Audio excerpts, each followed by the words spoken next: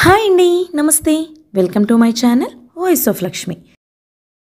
కోడూరి శ్రీరామమూర్తి గారు రచించిన నీకోసం ఈ కన్నీళ్ళు అనే ఒక చక్కటి కథను వినేద్దామండి. కథ మొదలు పెడదామా? ఇందిర బిఏ పాస్ అయింది. నిజమే, పెళ్ళైపోబట్టి, కానీ లేకుంటే ఎంఏనో మరేదో పాస్ అయ్యేది. ఆ మాట నిజమేను. అయినంత మాత్రాన తనలోని స్త్రీత్వాన్ని ఒప్పుకోకుండా ఎలా ఉంటుంది? స్త్రీ కోరే గమ్యంలో ఆనందం లేదని ఎలా అనుకుంటుంది? లాన్స్లో ఒంటరిగా కూర్చుని ఆలోచిస్తోంది ఇందిర ఆలోచనలు కాసేపు గతంలోకి, మరి కాసేపు వర్తమానంలోకి పరిగెట్టి విచిత్రమైన భావాలను సృష్టిస్తున్నాయి. వాటిని చూసి ఇందిర ఆనందపడుతుందో భయపడుతుందో ఆమెకే తెలీదు. గతాన్ని మర్చిపోవాలనే తాపత్రయం, వర్తమానాన్ని గురించిన ఆందోళన, భవిష్యత్తు గురించిన భయం ఇందిర చుట్టూ అల్లుకున్నాయి. నిజానికి ఇందిర వయసు పెద్దదేమీ కాదు. 25 ఏళ్లు పైబడుతున్న ఇందిర భావాల్లోనూ అనుభవాల్లోనూ ఎంతగా ఎదిగిందో, కానీ సామాజిక స్థాయిలోనూ ఐశ్వర్యంలోనూ బాగా ఎదిగింది. చిన్నప్పుడు బస్సులో ప్రయాణం చేస్తే మురిసిపోయిన ఇందిర ఈవేళ కాడిలాక్ కారుకు, దాన్ని పోషిస్తున్న పెద్ద మేడకు అధికారిణి అయింది. ఆ అదృష్టమంతా ఆ అమ్మాయి కళ్ళల్లో ఉందంటాను నేను. ఆర్టిస్టిక్గా ఉండే ఆ కళ్ళు ఇందిరను అందమైన అమ్మాయిగానే కాదు, అందాల రాణిగా కూడా చేశాయి. ఈ మాటే ఆ అమ్మాయి దగ్గర ఎవరన్నా అంటే తీయగా నవ్వుతుంది. ఆ నవ్వంటే పడిచచ్చేవాళ్ళు ఎంతమందని. అందులో ప్రకాశం మరీను. కానీ ఆ నవ్వు మీద సర్వహక్కులు గల యజమాని మైకా గనుల కృష్ణమూర్తి. అదృష్టవశాత్తో లేక దురదృష్టవశాత్తో కృష్ణమూర్తి కవి కాలేకపోయాడు. కానీ లేకుంటే ఇందిర నవ్వు మీద ఓ ప్రబంధం రాసి పారేసి ఇంటింటికి ఓ కాపీ పంచిపెట్టుండేవాడు. కృష్ణమూర్తికి తన మీద ఉన్న వెర్రి అభిమానం ఇందిరకు తెలియకపోలేదు. నిజానికి అదే ఈవేళ ఆమెను అంతగా భయపెడుతోంది. ఆ రోజు తనకింకా జ్ఞాపకం ఉంది. భోరున వర్షం పడిన ఆ రోజు, మెరుపులతో ఉరుములతో భయంకరంగా ఉన్న ఆ రోజు, తను ఒంటరిగా కుమిలి కుమిలి ఏడ్చిన రోజు. ఎలాంటి వికృతమైన జ్ఞాపకాలు! భూతద్దంలో పెట్టినట్టుగా డాక్టర్ కామేశ్వరి ముఖం భయంకరంగా కనబడుతోంది. భగవాన్, గతాన్ని ఎందుకు మర్చిపోలేను నేను? గొణుక్కుంది ఇందిర. దూరంగా ఆసోలేషన్ మొరుగుతోంది. పక్కనే ఏదో అడుగుల చప్పుడు వినబడింది. రాణిగారు ఇక్కడున్నారా? దేవిగారి ఏకాంత సేవకు మేమేం చెయ్యాలిట? అన్నాడు కృష్ణమూర్తి పక్కన కూర్చుంటూ. బోలెడంత డబ్బు, పెద్ద మూతి, దానిమీద నాజూకుగా ఉండే చిరుమీసము, పిల్లి కళ్ళు, పాత చింతకాయ జోకులు కలిస్తే కృష్ణమూర్తి అనే బొమ్మ తయారవుతుంది. కృష్ణమూర్తి అందగాడు కాడు, కానీ దానికోసం తాపత్రయం కొంచెం ఎక్కువేను. కృష్ణమూర్తి మాటలకు మామూలులాగా ఇందిర నవ్వలేదు. ఎప్పటిలాగా అతని కళ్ళలోకి చిలిపిగా చూడలేదు. నిజానికి ఆమెకు అతగాడి మాటలు వినపట్టం లేదు. కాలగర్భంలో కలిసిపోయిన డాక్టర్ కామేశ్వరి, ప్రకాశం, ఇంకా చెప్పలేని భయం, ఏవేవో జ్ఞాపకం వస్తున్నాయి. భగవాన్, గతాన్ని నేనెందుకు మర్చిపోలేను? మరోసారి అనుకుంది. ఈ మాటలు కృష్ణమూర్తికి వినపడలేదు. వినపడ్డా ఈ మాటల్లోని లోతులు అతనికి తెలియవు, తెలుసుకోలేడు. ఇందు, ఎవరొచ్చారో చూడు అంది శాంతాదేవి పొద్దున్నే అప్పుడే లేచిన కోడలితో. ఎదురుగా అక్క నీలవేణి కనపడింది. కంగ్రాచులేషన్స్ అంటోంది నీలవేణి. ఆ మాటలు ఎందుకో ఇందిరకు తెలుసు. తేలిగ్గా తృప్తిగా నవ్వింది. ఇందిర నవ్వటం చూసి శృతి కలుపుతూ నవ్వాడు నీలవేణి వడిలో ఉన్న చిన్న బాబు. నీ కొడుకు అందంగా ఉన్నాడు నీలు అంది ఇందిర వాణ్ణి ముద్దు పెట్టుకుంటూ. ఇంకెన్నాళ్లే, మరో 7 నెలలు ఓపిక పడితే పన్నెంటి కొడుకు అడ్డాలలో వాల్తాళ్లే సరసమాడింది నీలవేణి. నీలవేణి మాటల్లో ఆశలూరించే భావి అందంగా తొంగి చూసి ఇందిరను గిలిగింతలు పెట్టింది. ఆ ఆనందానికి తను త్వరలోనే అధికారిని కాబోతుంది. నిండుగా నవ్వుకుంది ఇందిర. కానీ ఆ నవ్వు వెనకాల ఏవో జ్ఞాపకాలు కలుక్కుమన్నాయి. ఓనాడు ఈ ఆనందం తనకు భయంకరమైన శాపంగా పరిణమించింది.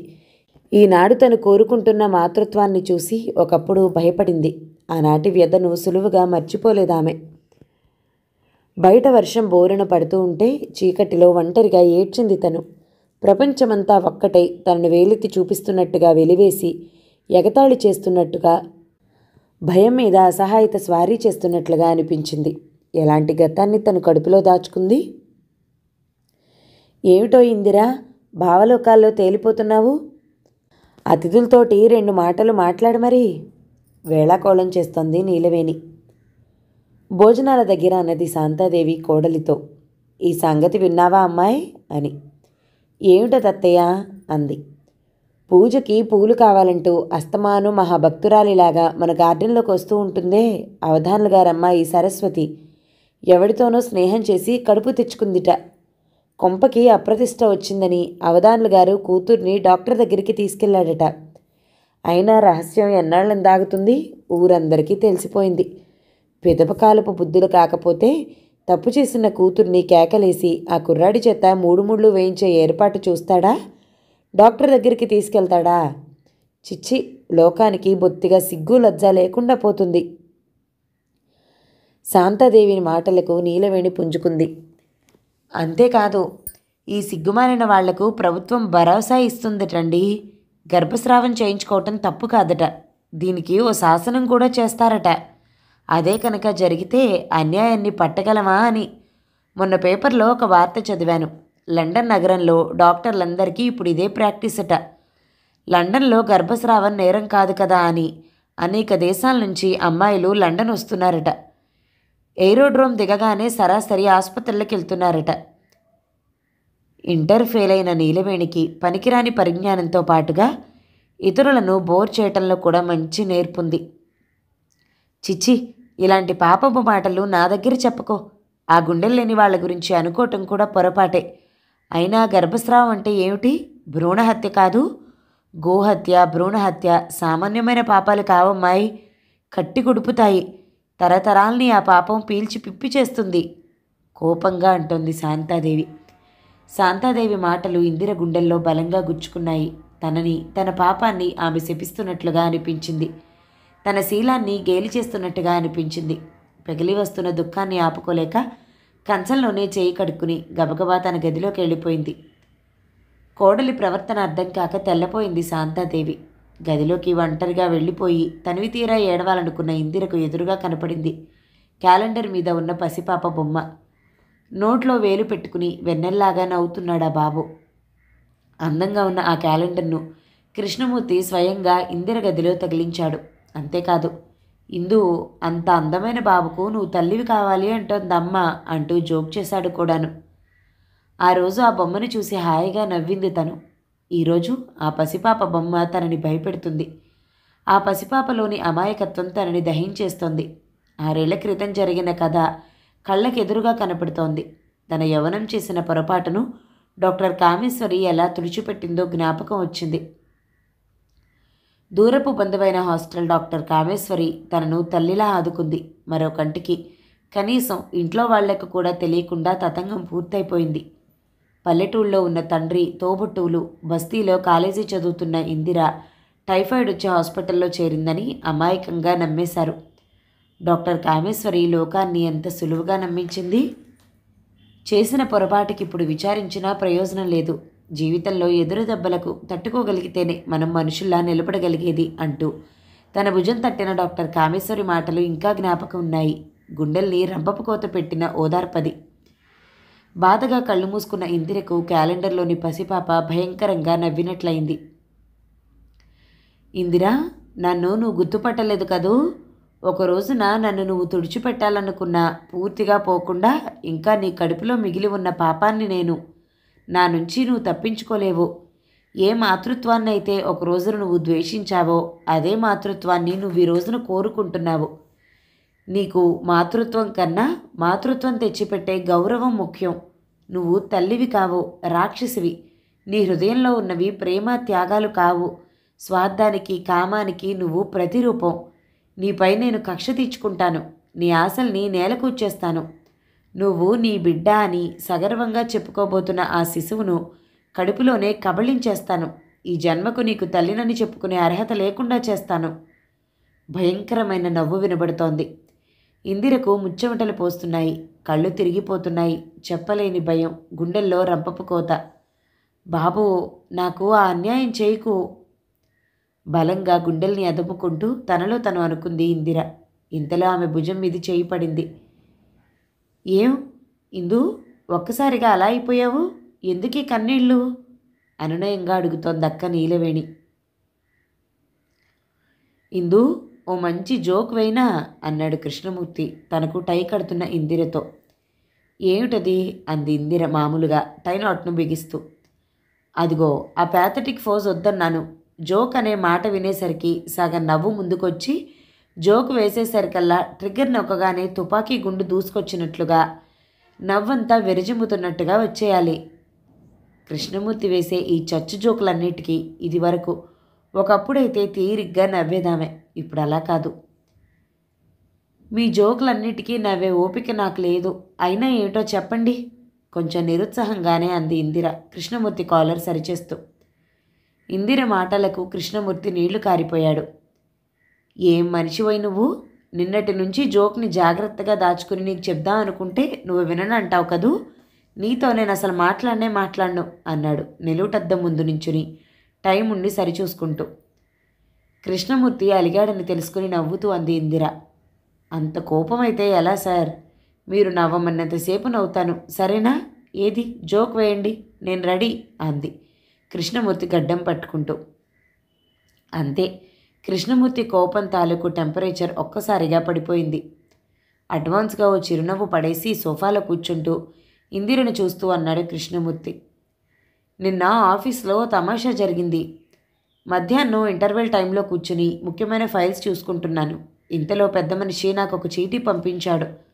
అతగాడెవరో తెలుసా? ఒక డాన్స్ మాస్టర్. డొనేషన్ ఏదైనా ఇమ్మంటాడేమో అనుకున్నాను.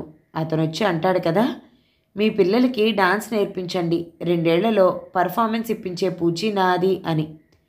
అతగాడి మాటలు చూస్తే నవ్వాలో ఏడవాలో తెలియలేదు. బహువచనం దాకా వెళ్ళిపోయావు, నాకింకా ఏకవచనం కూడా లేదు. నువ్వు సరైన అడ్రస్కే వచ్చావు, కానీ 7 ఏళ్ల ముందు వచ్చావు, తర్వాత కనపడు అని చెప్పాను. అతడి మాటలకు నవ్వుతూ అంది ఇందిర.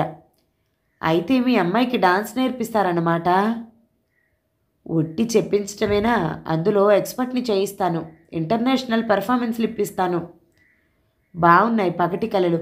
గుర్రం లాడం దొరికింది కదా అని గుర్రపు బగ్గి దొరికినంత సంతోషించాడట వెనకటికి ఓ ప్రబుద్ధుడు. ఉద్యోగం లేని డాన్స్ మాస్టర్ దొరికాడు కదా అని మీ ఊహలకు అంతు లేకుండా పోతుంది.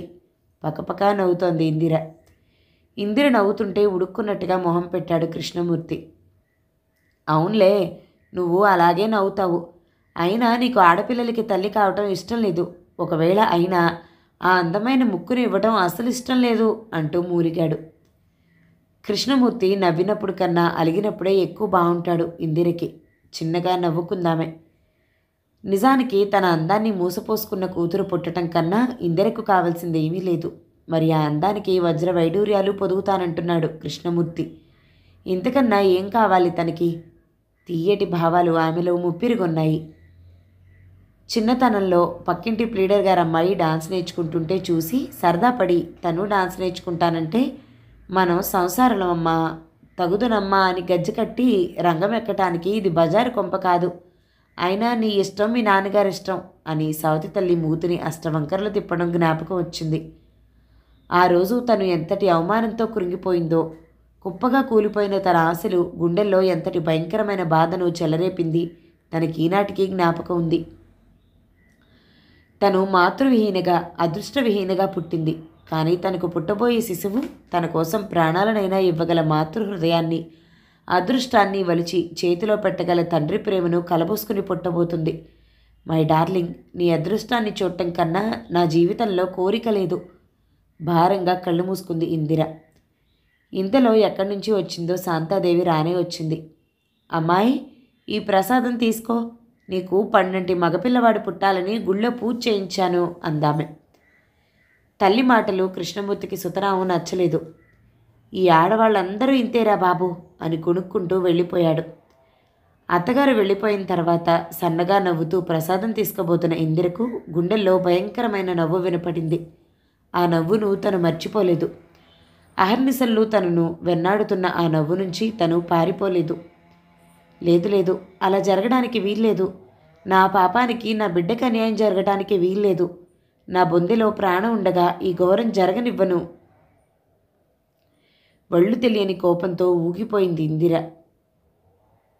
మధ్యాహ్నం ఇందిర మేడ మీద డ్రాయింగ్ రూమ్లో కూర్చుని ఉండగా వంటవాడు నాయర్ కాఫీ ట్రేతో వచ్చాడు.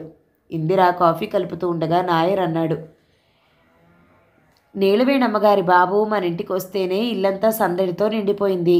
ఇక మీ కడుపున ఓ దీపం వెలిగిందంటే మా అందరికీ చేతి నిండా పనే ఉంటుందమ్మా. ఇంటికి పిల్లలే కదమ్మా ఐశ్వర్యం.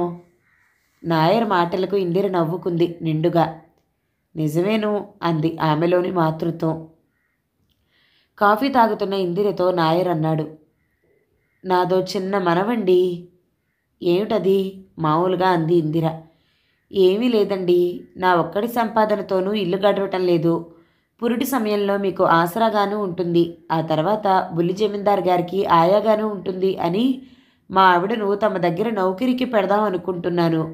తమరు ఈ విషయంలో పెద్దమ్మగారికి కాస్త రికమెండేషన్ ఇప్పించాలి. నాయర్ మాటలు వింటూ ఉంటే ఇందిరకేమనాలో తెలియలేదు. తన మాతృత్వం మీద ఎందరికి ఎన్ని ఆశలు. అందమైన కళాకారునికి తండ్రి కావాలని కృష్ణమూర్తికి ఆశ. తండ్రిని మించిన కొడుకై ఓడలకు మేడలకు అధిపతి అయ్యే కోటీశ్వరుడికి నాయనమ్మ కావాలని శాంతాదేవి ఆశ. ఇకపోతే నాయర్కు ఆయా ఉద్యోగం మీద ఆశ. ఇందరి ఆశల్ని కోరికల్ని తీర్చగలదా తను? భారంగా నిట్టూచింది ఇందిర. నాయర్ కాఫీ ట్రే తీసుకుని వెళ్ళిపోతూ ఉండగా నీలవేణి అక్కడికి వచ్చింది. యాండి ఇందిరాదేవి గారు, ఒంటరిగా తపస్సు చేస్తున్నారు? బావగారి రాక కోసమేనా అంటూ. అదేం లేదు, ఎంతసేపు తపస్సు చేసినా ఆయన ప్రత్యక్షం కారని తెలుసుగా. ఈవేళ డైరెక్టర్ల బోర్డు ఉంది నవ్వుతూ అంది ఇందిర. ఇందిర నీలవేణితో ఉంటే నీలవేణి వడిలో ఉన్న బాబు తన కాళ్లను ఆడిస్తూ తనలో తాను ఏదో ఆనందిస్తున్నాడు. అది చూసి ఇందిర, మీ వాడు మంచి హుషారుగా ఉన్నాడే అంటూ వాణ్ణి నీలవేణి వడిలోంచి తీసుకుంది. ఆ ముక్కంతా నీదే నీలు అంది ఆ చిన్నవాడిని ముద్దు పెట్టుకుంటూ. ఇంతలో కింద నుంచి శాంతాదేవి పిలుపు వినపడింది. మీ అత్తగారు పిలుస్తున్నారు, ఇప్పుడే వస్తానుండు అంటూ కిందికి వెళ్ళిపోయింది. మేడ మీద ఇందిర బాబుతో ఒంటరిగా ఉండిపోయింది. బాబును పలకరిస్తూ వాడితో ఏవేవో పెద్ద మాటలు మాట్లాడిస్తూ వాడిని నవ్విస్తోంది ఇందిర. వాడు హాయిగా నవ్వుతుంటే సర్వాన్ని మరిచి ఆనందించిందామె. పన్నంటి మగపిల్లవాడు పుట్టాలి అని అత్తగారి మాటలు జ్ఞాపకం వచ్చాయి. ఎంత తీయటి అనుభూతి. ఇంతలో ఆమె గుండెల్లో నుంచి వికటాటహాసం వినపడింది. ఇందిరా, నీకింకా భవిష్యత్తు మీద ఆశ నమ్మకం చావలేదన్నమాట. నువ్వు తల్లి కావటం అసంభవం. నీ కడుపులోని శిశువు బ్రతికి బయటపడటం జరగని పని. నువ్వు తల్లిగా అనర్హురాలవు. ఏ రోజునైతే నీ కడుపులో పెరుగుతున్న నన్ను తుదుముట్టించాలని చూశావో ఆనాడే నువ్వు ఆ స్థానాన్ని కోల్పోయావు. ఐశ్వర్యం అంచు మీద కూర్చున్నంత మాత్రాన ప్రపంచాన్నంతటినీ జయించగలననుకుంటున్నావు కాబోలు. డబ్బుకు అధికారానికి లొంగని నైతిక శక్తికి ఎదురులేదని మర్చిపోకు. ఆసక్తితోనే నేను నీ ఆశల్ని సమూలంగా నాశనం చేస్తాను. నీ కోరిక మీద గోరీ కాడతాను. కసితో భయంకరంగా నవ్వుతున్నాడు. ముక్కలు కాకుండా మిగిలిన ప్రకాశం ప్రతిరూపం. నిజం పలుకుతున్న కఠోర వాక్యాలు ఇందిర తలను బద్దలు చేస్తున్నాయి. తన కింద ఉన్న భూమంతా గిరగిరా తిరుగుతున్నట్టు, ఏదో పైశాచిక శక్తి తనను చుట్టుముట్టినట్లు అనిపించింది. నేనెందుకీ పాపం చేశాను, నాకెందుకీ శిక్ష అంటూ అసహాయతతో తలబాదుకుందామె. ఇందిర పడుతున్న మానసిక వేదనను ఒక ఆటలాగా భావించి ఆమె వడిలో ఉన్న పసిబాబు పకపకా నవ్వాడు. ఆ నవ్వు ఇందిరకు భయాన్ని కలిగించింది. తనని, తన పాపాన్ని ఆ బాబు హేళన చేస్తున్నట్లు అనిపించింది. నీకు కూడా లోకువైపోయానా? నా బతుకంతా చులకనైపోయిందా? నిన్నేం చేస్తానో చూడు అంటూ ఆ పసిబాబు పీక నులిమివేయబోయింది ఇందిర. సమయానికి అక్కడికి వచ్చిన నీలవేణి ఇది చూసి నిశ్చేష్టురాలైపోయి, ఇందిరా, ఏమిటి నువ్వు చేస్తున్న పని అని తీక్షణ స్వరంతో అంటూ బాబును ఇందిర దగ్గర నుంచి విసురుగా లాక్కుంది. అవును, వీడిని చంపేస్తాను. నేను రాక్షసిని, హంతకురాల్ని. నన్ను ఎవరూ అడ్డుపెట్టలేరు. నీ కళ్ళెదుటే వీడి పీక నులిమేస్తాను భయంకరంగా కేకలు పెడుతోంది ఇందిర. ఆ కేకలు విని ఇంట్లో వాళ్ళందరూ అక్కడికి పరిగెట్టుకొచ్చారు. ఏమైంది ఇందు, నీకేమైంది అంటూ కంగారు పడి కోడలి భుజం పట్టుకుంది శాంతాదేవి. అప్పటికే ఇందిర స్పృహ తప్పి పడిపోయింది. ఇందిర స్పృహ లేకుండా ఉందని తెలియగానే కృష్ణమూర్తి హుటాహుటిన ఆఫీస్ నుంచి వచ్చాడు. కృష్ణమూర్తి మేడ మీదకు వెళ్తూ ఉండగానే మెట్ల దగ్గర డాక్టర్ శర్మ ఎదురయ్యాడు. No, Mrs Murthy is all right. కొంచెం మెంటల్ షాక్ తగిలింది. మానసికంగా బాగా విశ్రాంతి అవసరం. అంతకు మించి ఆందోళన పడనవసరం లేదు అంటూ తన మెడికల్ రిపోర్టు గడగడా చెప్పేశాడు కృష్ణమూర్తి. తేలికపడ్డ హృదయంతో కృష్ణమూర్తి ఇందిర గదిలోకి వచ్చాడు.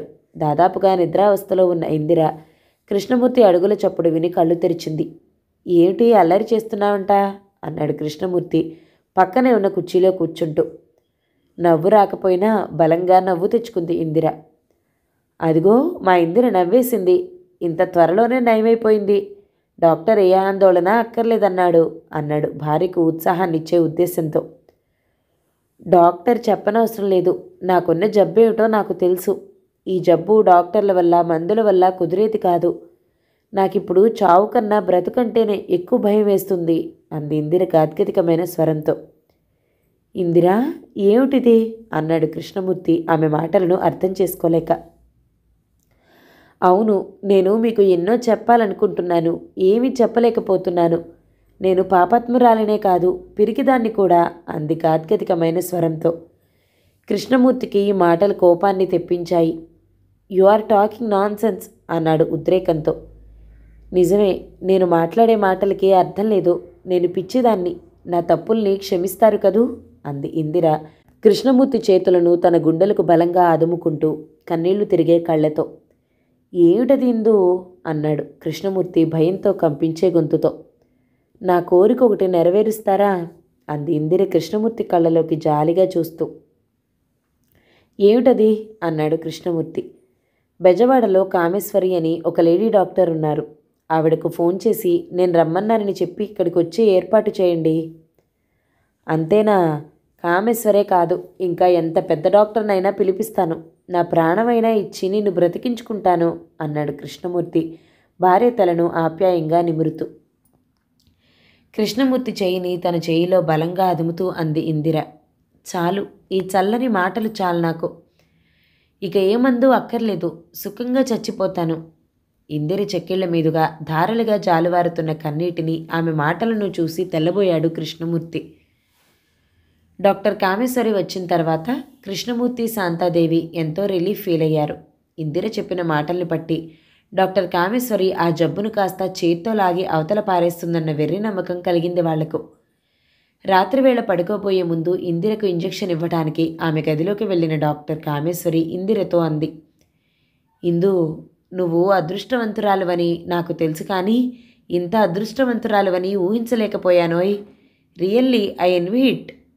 కామేశ్వరి కళ్ళ ముందు తనకున్న కాడీలాక్ కార్లు, మైకా గనులు, కరెన్సీ నోట్లు విన్యాసం చేస్తున్నాయని ఇందిరకు తెలుసు. నేను అదృష్టవంతురాలనా? మరి అంది డాక్టర్ కామేశ్వరి మందును సిరింజిలోకి ఎక్కిస్తూ. ఇక కామేశ్వరి చేయబోయేదేమిటో ఇందిరకు తెలుసు. ప్లీజ్ డాక్టర్, మిమ్మల్ని బ్రతిమాలుకుంటాను, నాకు వైద్యం చేయకండి. నేను మిమ్మల్ని శ్రమ పెట్టి ఇక్కడికి రప్పించింది వైద్యం చేయించుకోవటానికి కాదు అంది ఇందిర కన్నీళ్లను తుడుచుకుంటూ. ఇందిర మాటలు కామేశ్వరికి అర్థం కాలేదు. దయచేసి ఆ తలుపులు వేసి నా దగ్గరగా రండి. నా గుండెలోని బాధను మీ ఒక్కరితోనైనా చెప్పుకొనియండి. ఏమిటమ్మాది ఆశ్చర్యంగా అంది కామేశ్వరి తలుపులు వేసి పక్కన కూర్చుంటూ. 6 ఏళ్ల క్రితం పాప పంకిలంతో మీ డిస్పెన్సరీలోకి వచ్చిన నన్ను ఆదుకుని కన్న తల్లిలా కాపాడారు, జ్ఞాపకం ఉందా అంది ఇందిర దీనస్వరంతో. అవును, గంభీరంగా తల పంకించింది డాక్టర్ కామేశ్వరి. ఆనాడు మీరు నాకు చేసిన ఉపకారమే ఈవేళ నా పాలిట శాపమై నన్ను భయపెడుతుంది, నన్ను నిలువునా కాల్చేస్తుంది. నేను ఈ బాధను భరించలేకపోతున్నాను డాక్టర్ అంది ఇందిర ముఖాన్ని చేతులతో కప్పుకుంటూ. ఇందిర మాటలు విని ఆమె భుజం తడుతూ అంది Kameshwari. You are too sensitive. జీవితంలో చేదును మర్చిపోలేకపోతే మనిషికి మనుగడే లేదు. అయినా ఎప్పుడూ జరిగిన విషయాల ప్రసక్తి ఇప్పుడు ఎందుకు వచ్చింది? అదే నాకు అర్థం కాలేదు డాక్టర్. నాకు నెల తప్పిందని తెలిసిన నాటి నుంచి ఏదో అదృశ్య శక్తి నన్ను వెన్నాడుతోంది. నేను చేసిన పాపాన్ని భయంకరంగా నా ముందుంచుతుంది. నాకు చాలా భయంగా ఉంది. నేను ఈ పాపాన్ని దాచుకోలేను. అది నా వల్ల కాదు. చేసిన తప్పుని నలుగురికి చెప్పేస్తాను. అందరూ నన్ను అసహించుకుంటేనే కానీ తృప్తి లేదు. ఆనాటి నుండి నన్ను వెన్నాడుతున్న ఈ పిశాచం నుంచి నేను బయటపడలేను. నేను చేసిన తప్పుకు ఇక్కడే ఈ లోకంలోనే నేను శిక్ష అనుభవించాలి. నా కారణంగా నా బిడ్డ బలైపోతే అది చూసి భరించలేను డాక్టర్ గాద్గతికమైన స్వరంతో అంటోంది ఇందిర. ఇందు, నువ్వు చాలా అమాయకురాలివి. నీ ఆవేశం వల్ల వచ్చే పరిణామాలను కనీసం ఊహించుకోలేకపోతున్నావు. నీ మాటలు వింటూ ఉంటే నాకు జాలే కాదు, నవ్వు కూడా వస్తోంది. నవ్వండి డాక్టర్, కసితీరా నవ్వండి. జీవితంలో ఒక్కసారి పొరపాటు చేసి చిత్రహింస పడుతున్న నన్ను చూసి నలుగురితో పాటు మీరు నవ్వండి. కానీ ఒక్క కోరిక, ఇది ఒక రోగి కోరిక కాదు డాక్టర్, చావు బ్రతుకుల మధ్యనున్న ఒక అమాయకురాలి అభ్యర్థన. ఈ ఇంట్లో వాళ్ళందరూ గుడ్డిగా నన్ను అభిమానిస్తున్నారు. నా మీద ప్రేమ, జాలి చూపడం మినహాగా వాళ్ళకి ఏమీ తెలీదు. నేను ఇప్పుడు ఏం మాట్లాడినా వాళ్ళు నమ్మరు. ఒక రోగిష్టి దాని మాటల్లాగా, ఒక పిచ్చిదాని ప్రేలాపనలాగా కొట్టిపారేస్తారు. అందుచేతనే నేను మిమ్మల్ని ఇక్కడికి పిలిచాను. మరికొద్ది క్షణాలలో నేను ధర్మదేవత ఎదుట నిర్భయంగా నిల్చోవాలనుకుంటున్నాను. దానికి మీ సహకారం కావాలి. నేను చెప్పేవన్నీ నిజాలని కృష్ణమూర్తి, అత్తయ్య నమ్మేందుకు కాను మీ సాక్ష్యం కావాలి. ఉద్రేకంతో ఆమె మాటలు తడబడుతున్నాయి. నీ మాటలకు అర్థం లేదు. డాక్టర్ వృత్తి ధర్మం మనుషులను బ్రతికించడమే కానీ చంపటం కాదు. అనవసరమైన నిజాన్ని ఇప్పుడు చెప్పి నా చేతులతో నేను నిన్ను హత్య చేయలేను. కానీ నువ్వు ఒక విషయాన్ని జ్ఞాపకం ఉంచుకోవాలి. నైతిక దృష్టితో చూసినప్పుడు మనం ఆలోచించాల్సింది మనిషి తప్పు చేశాడా లేదా అని కాదు, చేసిన పాపానికి పశ్చాత్తాపం పొందుతున్నాడా లేదా అని. నిజమైన పశ్చాత్తాపం ఎంతటి పాపాన్నైనా క్షాళితం చేస్తుంది. అదే కాక నువ్వు చేసింది పాపం కాదు, పొరపాటు. నైతిక సూత్రాలను తన జీవిత ధ్యేయంగా నమ్మిన మహాత్ముడు కాలుజారిన స్త్రీలపై కరుణ చూపించాడు. కానీ చిత్రం ఏమంటే నువ్వు నీ మీదనే జాలి చూపించుకోలేకపోతున్నావు. గర్భస్రావం అన్నది ధర్మశాస్త్ర ప్రకారం తప్పిదమే కావచ్చు. కానీ నీ విషయంలో నేను ఆ రోజు ఉదాసీనత చూపించి ఉంటే ఒక అమాయకురాలి జీవితాన్ని నేను పలిగొన్నదాన్నై ఉండేదాన్ని. చట్టం కన్నా నీతి కన్నా గొప్పది మానవత్వం. నీతులు చట్టాలు మనుషులు తయారు చేసినవి, కానీ మానవత్వమే దేవుడి శాసనం. ఆ దైవ శాసనాన్నే నువ్వు నేను అనుసరించాం. ఇందులో బాధపడాల్సింది, భయపడాల్సింది ఏమీ లేదు. ఇందిర ఏమీ మాట్లాడలేదు. మౌనంగా కన్నీళ్లు తుడుచుకుంది. డాక్టర్ కామేశ్వరి ఇంత దూరం ప్రయాణం చేసి వచ్చి బోలెడని మందులు పోసి ఇందిర బాధ యావత్తూ తీసిపారేయలేకపోయింది నిజమే. అయితే ఆమె ఇందిరకు కొండంత మనస్థైర్యాన్ని కలిగింది.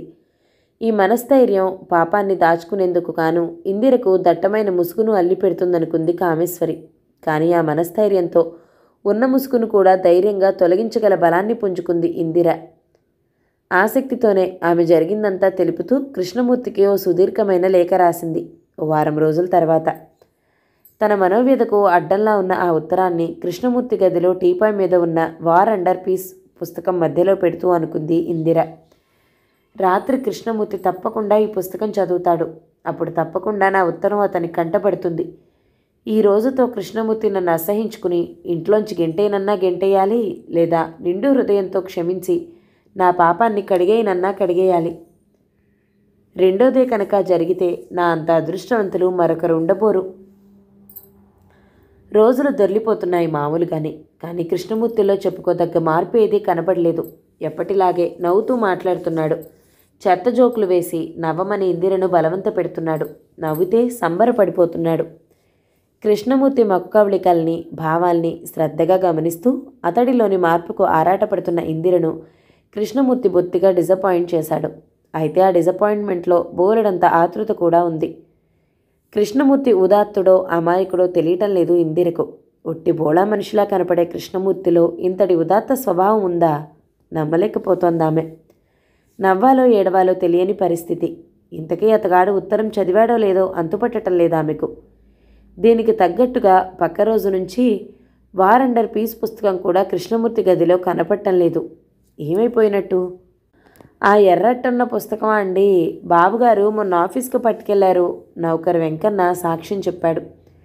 కృష్ణమూర్తి జోళ్లు పాలిష్ చేయడం దగ్గర నుంచి అతగాడిని కారులో కూర్చోపెట్టడం వరకు వెంకన్నదే బాధ్యత. వెంకన్న మాటలు ఇందిరకు ఎంతో సంతృప్తినిచ్చాయి. సీరియస్గా ఏ పుస్తకాన్నైనా చదవాలనుకున్నప్పుడు ఆఫీస్కి పుస్తకాన్ని తీసుకుపోయి విశ్రాంతి సమయాల్లో చదువుకోవటం కృష్ణమూర్తికి అలవాటు. అయితే సందేహం లేదు, కృష్ణమూర్తి తప్పకుండా తన ఉత్తరాన్ని చదివే ఉంటాడు. గుండెల్లో నుంచి ఒక్కసారిగా ఎంతో బరువు దిగినట్లయింది. తను ఎన్నో నాళ్లుగా చేయాలనుకుంటున్న పనిని చేయగలిగాననే గర్వము, తన సంగతి తెలిసి కూడా కృష్ణమూర్తి మనస్ఫూర్తిగా క్షమించాడనే సంతోషము ఇందిరను ఉక్కిరిబిక్కిరి చేశాయి. కృష్ణమూర్తి, నువ్వు దేవుడివి, I'm really proud of you, ఆనందంతో గొణుక్కుంది ఇందిర. గుండెల్లో నుంచి రక్తాన్ని తీసి కృష్ణమూర్తి పాదాల మీద చెయ్యలేయాలనిపించింది ఆ క్షణంలో ఆమెకు.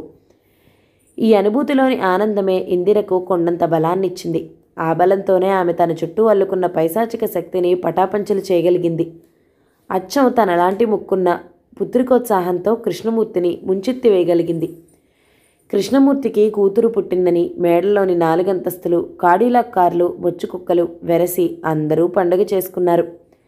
అయితే కథ ఇంతటితో అయిపోలేదు. ఇది జరిగిన 6 నెలలకి కాబోలు ఫారెన్ వెళ్ళబోతున్న మిత్రుడికి విందు ఏర్పాటు చేశాడు కృష్ణమూర్తి. ఆ సందర్భంలో ఒకానొక డ్రాయింగ్ రూమ్ డిస్కషన్లో కృష్ణమూర్తి అంటాడు కదా, ఏమిటోనండి, గొప్ప పుస్తకాలని ప్రపంచమంతా పొగిడే వాటిలో చాలా మటుకు పుస్తకాలని చాలామంది చదవకుండానే పొగుడతారని నా ఉద్దేశం. మొన్న మధ్య stock broker Vishwanatham war and peace నవలను గురించి గొప్పగా పొగిడేస్తే ఎలా ఉంటుందోనని లైబ్రరీ నుంచి తెప్పించాను. 3 పేజీలు చదివి బోర్ కొడితే పక్క రోజున భద్రంగా లైబ్రరీకి అప్పగించాను. నా బోటికాళ్ళు అంతటి హార్డ్ రీడింగ్ చేయలేరు. ఏ పెర్రీ మేజన్ పుస్తకం అయితే హాయిగా ఉంటుంది, ఏమంటారు? అక్కడే ఉన్న ఇందిర ఈ మాటలు కులిక్కిపడింది. హఠాత్తుగా ఆమె మస్తిష్కంలో ఎన్నెన్నో భావాలు వేగంగా కదలాడిపోయాయి. అంటే మీరు ఆ పుస్తకం చదవలేదా? అంది తడబడే గొంతుతో.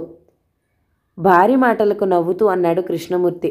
అబ్బే లేదోయ్, నాకంతపాటి తీరికెక్కడిది. 2వ పేజీ దాటి అసలు ముట్టనే లేదు. వెంటనే ఆఫీస్ ప్యూన్ రాముడి చేత లైబ్రరీకి పంపించేశాను. ఇందిరకు కృష్ణమూర్తి మాటలు వినపట్టం లేదు. తన కింద ఉన్న భూమంతా తిరుగుతున్నట్లు అనిపించింది. అయితే తను రాసిన ఉత్తరం ఏమైపోయింది? కృష్ణమూర్తికి కూడా తను చెప్పుకోవడానికి సిగ్గుపడే రహస్యాలు, తన జీవితంలోని అసహ్యకరమైన సత్యాలు అందరికీ అందుబాటులో ఉండేలాగా పబ్లిక్ లైబ్రరీలోని పుస్తకంలో ఇక ఊహించుకోలేకపోయిందామె. తను ఊహించుకున్న ఆనందం, భయం రెండూ అసత్యాలే అనే విచిత్రమైన సత్యం ఆమె కళ్ళ ఎదుటగా నుంచి వెకిలి నవ్వు నవ్వినట్లు అనిపించింది. ఆమె కనుకొరకల్లో నుంచి కన్నీటి బొట్టు జారింది. ఆమె కన్నీటికి ఒక కృష్ణమూర్తి మినహాగా ఆ డ్రాయింగ్ రూమ్లో ఉన్న వ్యక్తులెవ్వరూ చూడలేదు. ఒకవేళ చూసినా ఆ కన్నీరు ఎందుకో ఎవరికోసమో వారికి తెలియదు. కానీ కృష్ణమూర్తికి ఆ కన్నీటి కథ తెలుసు. ఒక్క కృష్ణమూర్తికే కాదు, ఇందిర ఉత్తరాన్ని రహస్యంగా తన కడుపులో దాచుకున్న కృష్ణమూర్తి ఐరన్ సేఫ్కి తెలుసు. కథ సమాప్తం. ఈ కథ కనుక మీకు నచ్చినట్లయితే లైక్ చేయండి, షేర్ చేయండి, మంచి కామెంట్ చేయండి. మన ఛానల్ని తప్పకుండా సబ్స్క్రైబ్ చేయండి. Thank you so much for watching. నమస్తే.